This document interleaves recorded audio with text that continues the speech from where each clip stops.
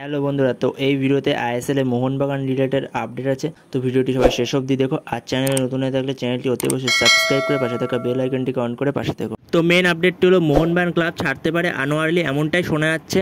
কারণ সে মনে করছে সে হয়তো নেক্সট সিজনে গেম টাইম পাবে না। সে মনে করছে সে হয়তো এই সিজনে গেম টাইম পাবে না, কারণ মোহনবাগান ক্লাবে দুজন প্রপার বিদেশি সেন্টার ব্যাক চলে এসেছে, টম অ্যারলেট ও আলবার্টো রড্রিগেজ। এই কারণে সে ভাবছে হয়তো সে গেম টাইম পাবে না, এই কারণে সে অন্য কোনো ক্লাবে যাওয়ার জন্য দেখছে। মোহনবাগান ক্লাব ছেড়ে অন্য কোনো ক্লাবে যাওয়ার জন্য দেখছে, এবং যেটুকু শোনা গেছে তার কাছে নাকি অন্য কোনো ক্লাব থেকেও অফার আছে, আদার্স ক্লাব থেকেও তার কাছে অফার আছে। তো এমনটাই রিপোর্ট করা হয়েছে ম্যারিনাস এরিনা থেকেও আজকে।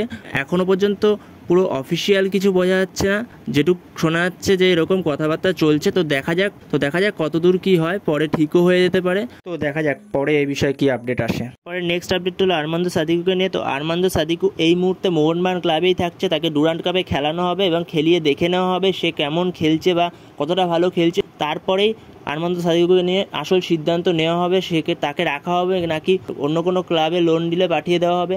তো দেখা যাক সে আরমান্দো সাদিকু ভালো খেলতে পারে কিনা ডুরান্ট কাপে।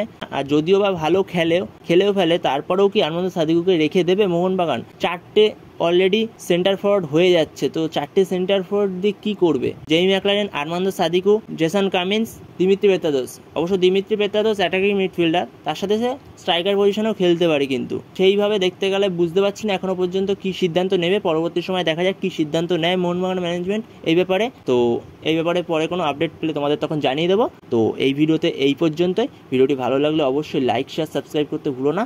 তো নেক্সট ভিডিওতে দেখা হচ্ছে, ততক্ষণের জন্য বাই বাই।